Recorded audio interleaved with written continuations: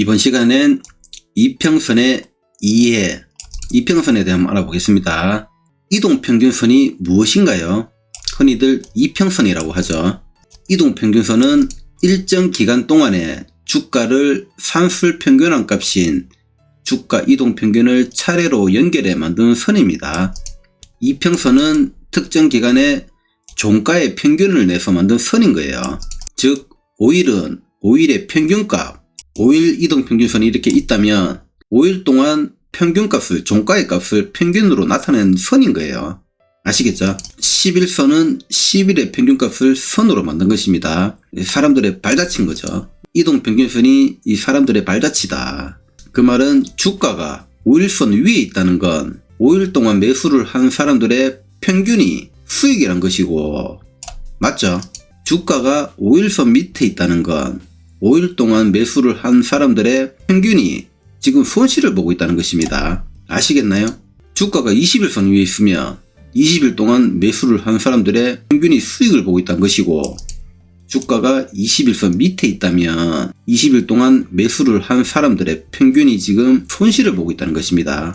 이해가 되시죠? 그러면 120일선, 240일선 위에 주가가 있다는 것은 6개월이 120일선이죠. 1년이 240일선입니다. 6개월, 1년 동안 매수를 한 사람들의 평균이 지금 수익이란 것이겠죠.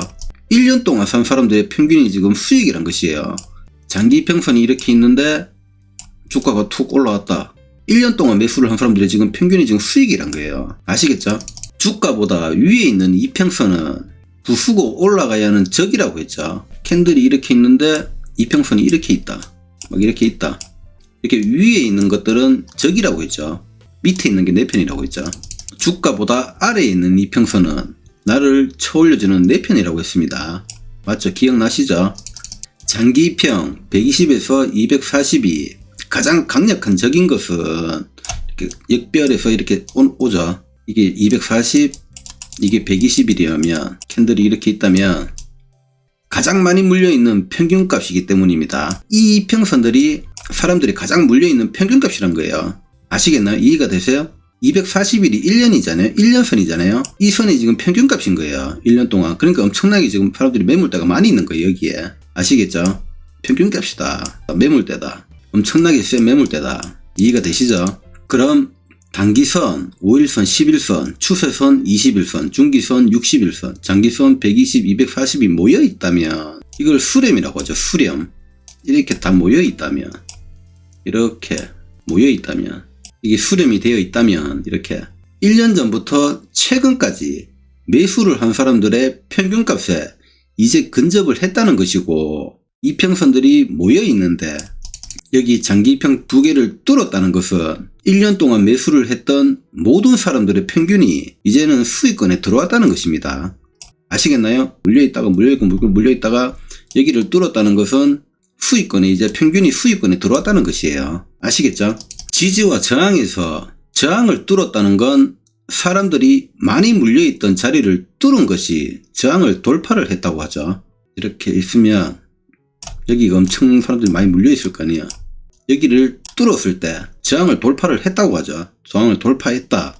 매물대가 많은 자리, 이 저항을 매물보다 많은 매수세로 뚫었기 때문에 매물 소화를 하고 돌파를 했다면, 여기를 돌파를 했다면 이제는 매물이 많이 나오지 않게 되고, 여기를 소화를 했으니까 이제 소화를 하고 다음 또 여기 저항이 있다면 여기까지는, 이 공간에는 이제 매물이 많이 없다는 거죠. 많이 안 나온다는 거죠. 그래서 다음 저항까지 한 방에 올라가 버린다. 그래서 주가는 다음 저항까지 올라가게 되는 것입니다.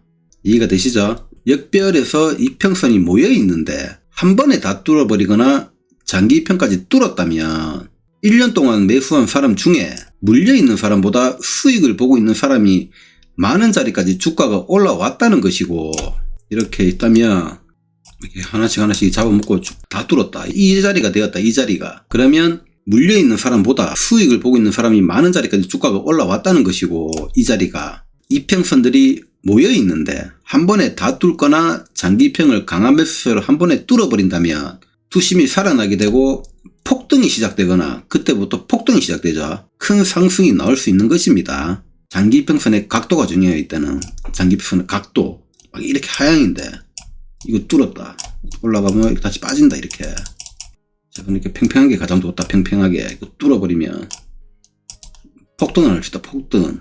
아시겠죠? 반대로 정배열에서 이평선이 수렴이 되어 있다가 이평선 아래로 주가가 빠져버리면 이 수렴되어 있는데 반대죠. 보통 이 정배열에서 수렴이 많이 되죠. 이 이평선이 이렇게 싹 올라오고 있는데 이렇게 다 수렴이 되죠. 수렴이 되고 있는데 툭 빠져버린다 이렇게.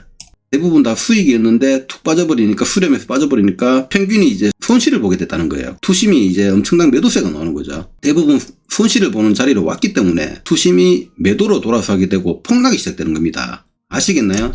이 빠져버리면 이제 역배이 시작되는 거죠. 얘들이 이렇게 꺾이고 이렇게 저항되고 이렇게 계속 빠지는 거죠. 폭락이 시작이다. 폭락이 시작. 이게 수렴인데 툭 빠져버렸다. 폭락이 시작이다. 역별에서 뚫어버리면 폭등의 시작이다. 아시겠죠? 차트로 한번 확인해 보겠습니다. 여기부터 여기까지 다 합쳤을 때 평균값이 왔다는 거예요. 이게 1년 동안에 평균값이 왔다. 아시겠나요? 평균이 지금 수익권에 들어왔다는 거예요. 평균이. 여기서는 엄청 몰려있고 여기서 산 사람들도 있을 거고 여기서 산 사람도 있을 거고 다 산 곳이 있을 거 아니에요. 하지만 여기를 뚫는 순간 대부분 이제 수익권에 들어왔다는 거예요. 이해가 되시죠? 한 번에 다 뚫거나 장기평까지 뚫었다면 1년 동안 매수한 사람 중에 물려있는 사람보다 수익을 보고 있는 사람이 많은 자리까지 주가가 올라왔다는 것이고, 아까 그 자리가 강한 매수세로 한 번에 뚫어버리면 이제 투심이 살아나고 폭등이 시작되거나 큰 상승이 나올 수 있다는 것입니다. 아시겠죠? 큰 상승이 나온 종목들을 보면 일단 장기평을 뚫어야 돼요. 아시겠죠? 여기가 가장 큰 매물대이기 때문에. 그래서 장기평을 뚫고 지지를 받으면 폭등을 할 수 있다. 크게 올라가는 종목은 다 모양이 비슷해요. 이봉이 떴을 때 이제 대부분이 수익이다. 1년 전부터 최근까지 매수한 사람들이 전부 수익이다 이 말이에요. 아시겠나요? 매물대가 전부 다 모여 있었던 거죠. 매물대가 다 모여 있는데 매물대를 뚫어버린 거예요. 이해가 되시죠? 그래서 투심이 살아난다. 그래서 크게 오를 수 있는 거예요. 매물대를 다 뚫었기 때문에. 장기평을 뚫으면 여기 수렴해서 장기평을 뚫으면 대부분이 수익권에 들어왔다. 사람들이 이렇게 이해를 하시면 된다는 거예요. 매물대를 뚫었다는 거죠. 이번 시간엔 이평선에 대해 한번 알아보았는데요. 그러니까 이평선을 어렵게 생각하지 말고 주가가 5일선 위에 있구나. 그럼 5일 동안 매수한 사람들의 평균이 지금 수익이란 거예요. 아래에 있다면 손실을 보고 있다는 것이고 20일선 위에 주가가 있으면 20일 동안 매수한 사람들의 평균이 지금 수익을 보고 있다는 거예요.